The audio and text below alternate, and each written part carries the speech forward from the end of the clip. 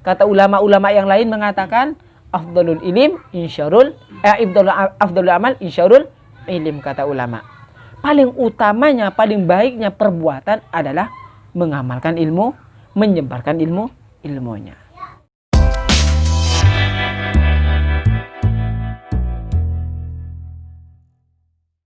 Bismillahirrahmanirrahim. Assalamualaikum warahmatullahi wabarakatuh. Waalaikumsalam warahmatullahi wabarakatuh. Alhamdulillahi rabbil alamin, wassalatu wassalamu ala asyrafil anbiya'i wal mursalin wa ala alihi wa sahbihi ajma'in. Wala haula wala quwata illa billahil aliyyil azim. Rabbi shrah li sadri wa yassir li amri wahlul 'uqdatam min lisani yafqahu qawli wa shaddid lisani wahdi qalbi bi jahil mustafa wa ala alihi wa sahbihi ajma'in. Walhamdulillahi rabbil alamin. Alhamdulillah kita bisa bertemu kembali, bisa berkumpul kembali. Ini semua tidak lain dan tidak bukan berkat nikmat Allah Subhanahu wa taala, sehingga berkat nikmat beliaulah kita bisa berkumpul bersama-sama dalam rangka rutinitas ngaji bareng, yaitu dalam kajian kitab Fathul Qaribul Mujib, hadis karangan Sayyid Alwi Al-Maliki.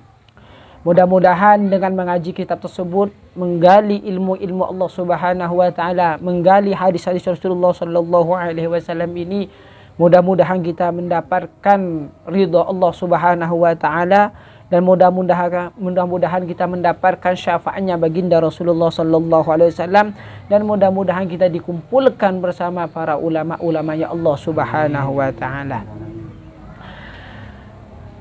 Oleh sebab itu, ulama mengatakan, sebagian ulama bahkan Rasulullah sallallahu alaihi wasallam bersabda, utlubul ilma walau bisin. Belajarlah ilmu walaupun sampai ke negeri Cina. Di hadis yang lain Rasulullah sallallahu alaihi wasallam bersabda, talabul ilmi fardhatun ala kulli muslimin.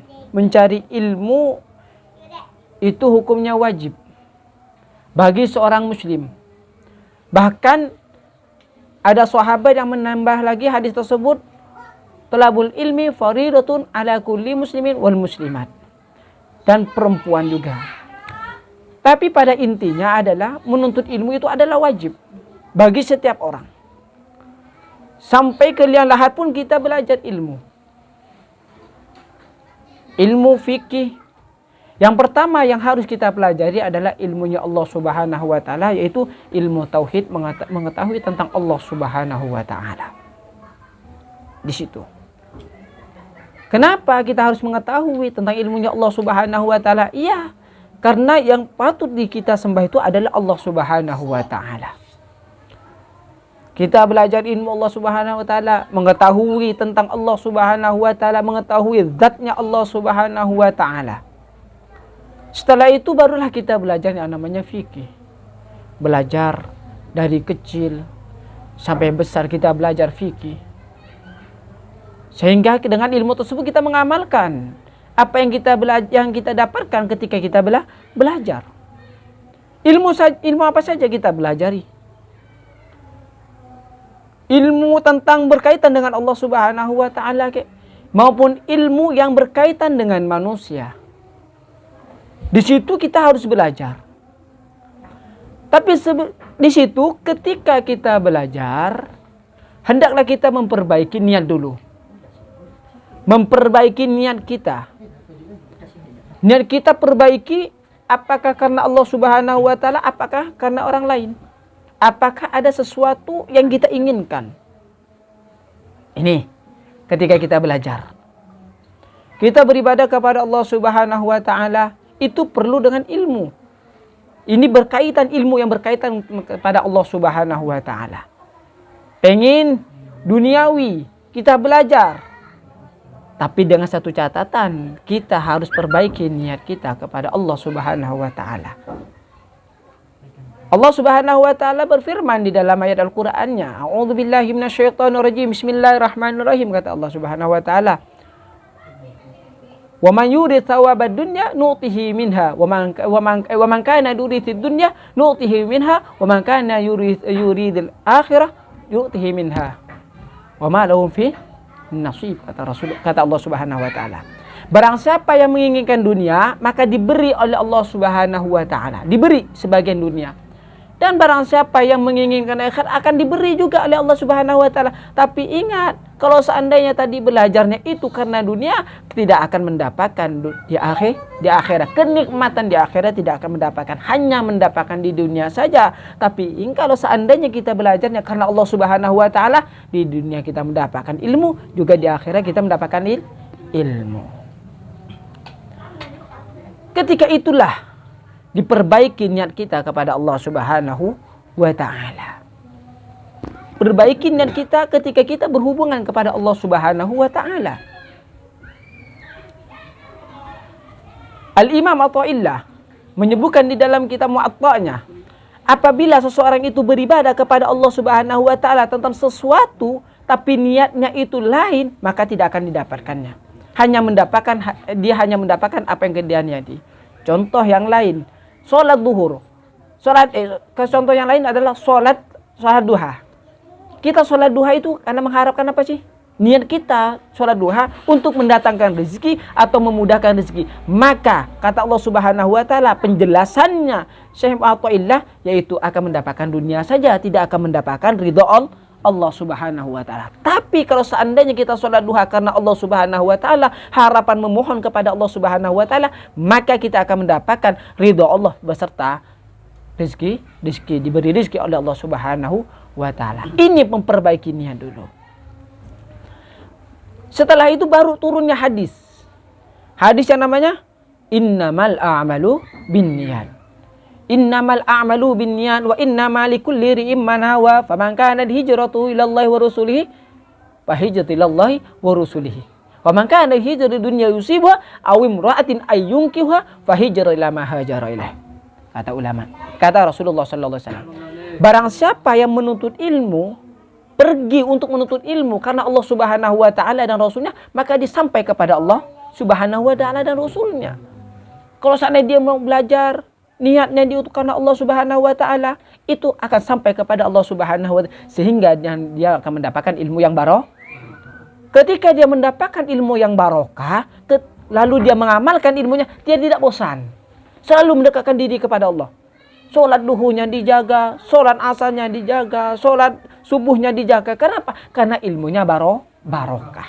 Karena ilmunya karena Allah Subhanahu wa taala. Sebaliknya, kalau seandainya tadi menuntut ilmu itu karena duniawi, duniawi, hanya untuk dinikahi perempuan, maka di situ dia akan mendapatkan perempuan saja, tapi tidak akan mendapatkan ridhonya Allah Subhanahu wa taala. Sebabnya turunnya hadis innama a'malu binniyat ini adalah ada satu sahabat yang ingin menikahi seorang Mesir yang cantik. Perempuan Mesir yang cantik sekali. Cantik sekali. Wah, tidak ada bandingan cantikannya. Ketika itu mau menikahi, mau meminang si perempuan, tiba-tiba si perempuan itu minta syarat kepada si laki-laki tadi. Ketika minta syarat, kata si perempuan, kalau seandainya kamu mau minang saya, bilang sama si laki-laki tersebut, kamu harus mengikut saya di kota Mesir. Oke lah, kata yang perempuan tadi, kata yang laki-laki tadi. Kebetulan ketika itu Rasulullah mau hijrah ke Mesir. Ketika mau hijrah ke Mesir, akhirnya laki-laki itu ikut hijrah. Tapi hijrahnya bukan niat ikut Rasulullah, tapi niatnya untuk menikahi perempuan yang cantik tadi. Ketika sampai di sana, ketahuanlah bahwa si laki-laki tadi itu untuk meminang perempuan. Lalu Rasulullah Shallallahu Alaihi Wasallam mengatakan, innamal a'malu binniyat. Perbaikilah niatnya. Kalau seandainya niat tadi mengikuti Allah, niatnya mengikuti Rasulullah, maka akan mendapatkan ridha Allah Subhanahu wa taala. Oke, kita sudah belajar, sudah mantap, sudah belajar di mana? Belajar fikih sudah di pondok-pondok pesantren. Belajar ilmu agama sudah penuh dengan di pondok pesantren. Semuanya dimakan. Kitab-kitab, kitab fikih, kitab tasawuf semuanya sudah dipelajari. Nah, tapi ingat ketika dia belajar, sudah belajar, pulang ke rumah, ingat. Ingat kata Rasulullah SAW, kata ulama-ulama yang lain mengatakan, afdalul ilim afdalul amal insyarul ilim, kata ulama. Paling utamanya, paling baiknya perbuatan adalah mengamalkan ilmu, menyebarkan ilmunya. Di sini Rasulullah Shallallahu Alaihi Wasallam bersabda, "Man su'ila an ilmin, fakatamahu uljima bilijabim minnar." Barang siapa ditanya tentang sesuatu ilmu fikih, lalu dia menyimpannya ilmu fikih tadi, tidak mengajarkannya, tidak mengamalkannya, atau tidak memberitahunya kepada orang yang bertanya, yunsyaru, dia akan digiring dengan api neraka kelak di hari kiamat nanti. Digiring oleh Allah Subhanahu wa taala. A'udzubillah tsumma a'udzubillah. Mudah-mudahan kita diselamatkan oleh Allah Subhanahu wa taala. Di sini apabila kita sudah mempunyai ilmu yang mantap, sudah ilmu fikih maupun ilmu kita banyak ataupun sedikit, apabila orang itu butuh kepada kita, maka kita mempunyai hak untuk memberitahu kepada orang tersebut, kepada orang yang tidak mengetahui. Makanya kata Allah Subhanahu wa taala, "Was'alu ahla dzikri in kuntum." Bertanya kepada orang yang lebih pintar. Apabila kalian tidak tahu, bertanya kepada orang yang lebih tahu. Bertanya kepada orang yang lebih bisa. Kalau tidak tahu, kalau sudah bertanya tapi orang itu tidak memberitahu, sedangkan dia itu tahu, maka kita tidak mempunyai tanggung jawab di sisi Allah Subhanahu wa taala. Malah sebaliknya yang mempunyai tanggung jawab di sisi Allah Subhanahu wa taala siapa? Orang yang ditanya, orang yang punya ilmu. Kenapa? Karena dia menyimpan ilmunya. Maka oleh sebab itu, apabila kita ditanya tentang ilmu fikih, tentang ilmu ini, kita beritahu walaupun sedikit. Kita mungkin bermanfaat. Sedikitnya kita itu besar di sisi Allah Subhanahu wa taala. Maka sebagian ulama mengatakan, "Golilu minka yakfini, walakin goliluka la yugolu golilu." Sedikit darimu itu, kata ulama, ya Allah, sedikit dari kamu itu tidak dianggap sedikit ya Allah, tapi sangat besar. Golilu minka yakfini, mencukupkanku ya Allah sedikit dari kamu itu ya Allah. Walakin goliluka la yugolu golilu, tapi sedikit yang kamu berikan ini buat saya sangat besar ya Allah. Memang kata kamu ini sedikit, tapi bagi saya ini adalah besar.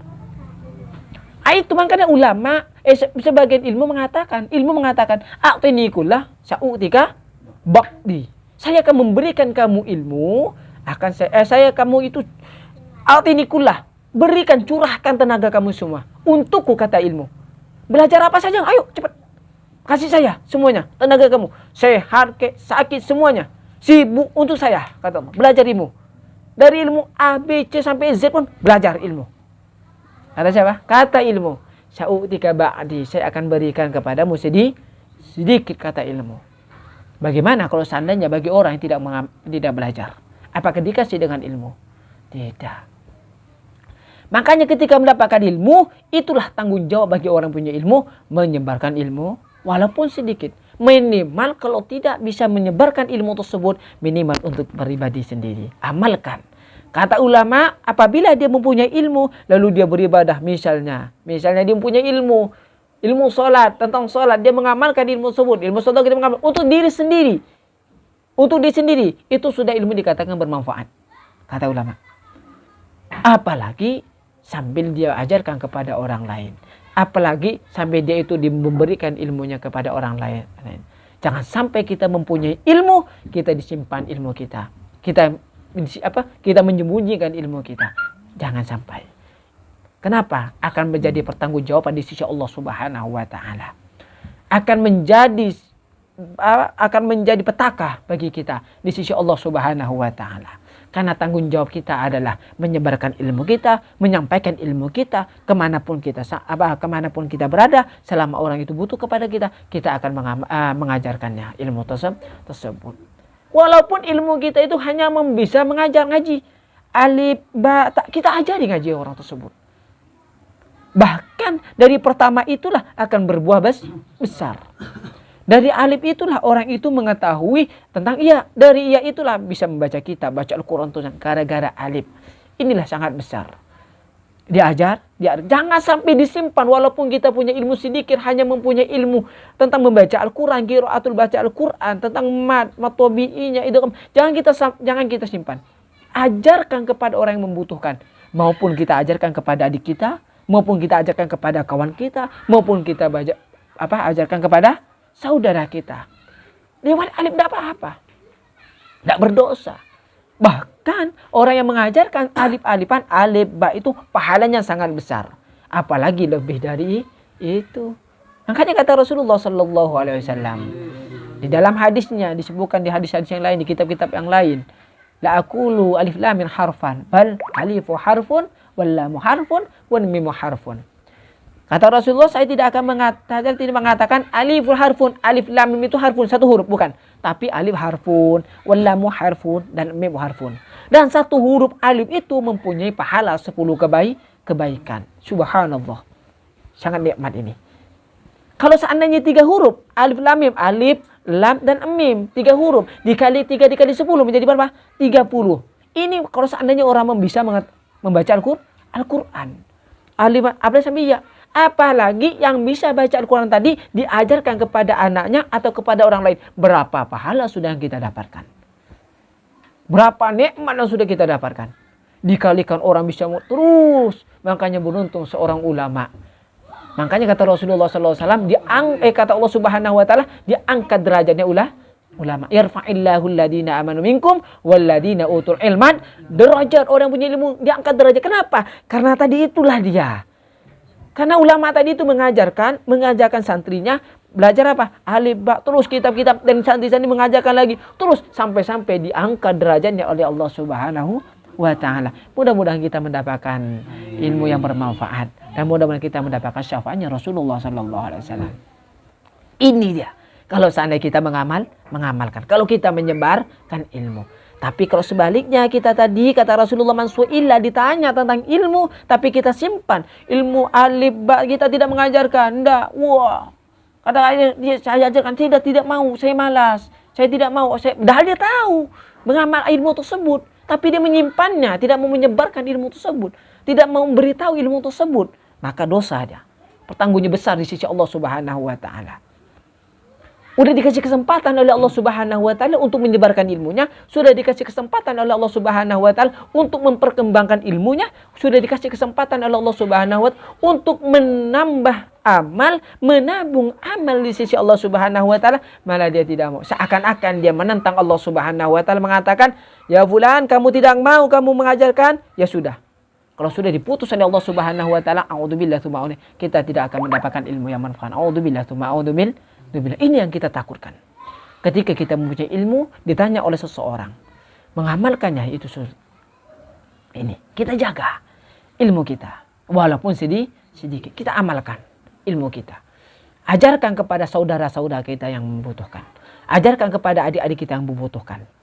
Bahkan kalau seandainya orang tua kita butuh, kita ajarkan, tidak apa-apa. Kita kasih tahu ilmu yang bisa menjalankan atau bisa menuju kepada Allah Subhanahu Wa Taala. Ilmu yang bisa menyampaikan kepada Allah Subhanahu Wa Taala, yang mendapatkan ridha Allah Subhanahu Wa Taala, yang menyampaikan kepada baginda Rasulullah Sallallahu Alaihi Wasallam. Sehingga kita dengan mengamalkan ilmu tersebut, maka kita mendapatkan ilmu yang barokah. Mudah-mudahan kita semua mendapatkan ilmu yang barokah. Mudah-mudahan kita semua mendapatkan ilmu yang bermanfaat. Mudah-mudahan dengan ilmu yang sedikit ini kita bisa mengamalkan ilmu-ilmu kita, bisa menyebarkan ilmu-ilmu kita. Mudah-mudahan kita mendapatkan ridha Allah Subhanahu Wa Taala, sehingga kita bertemu dengan baginda Rasulullah Sallallahu Alaihi Wasallam, berkumpul dengan baginda Rasulullah Sallallahu Alaihi Wasallam. Amin Allahumma amin. Kurang lebihnya saya minta maaf. Wabillahi taufiq wal hidayah. Assalamualaikum warahmatullahi wabarakatuh. Tanya boleh saya? Naam. Bagaimana ketika ada seseorang yang beliau belum cukup ilmunya, tapi menyampaikan ilmu lebih dari kadar ilmu tersebut. Walaupun ada sebuah hadis mungkin yang mengatakan sampaikanlah ilmu walaupun satu ayat. Itu bagaimana sih? Itu lebih bagus lagi. Ilmu beliau tuh ibaratnya tidak sampai dalam ilmu tersebut, tapi menyampaikan, paham ya?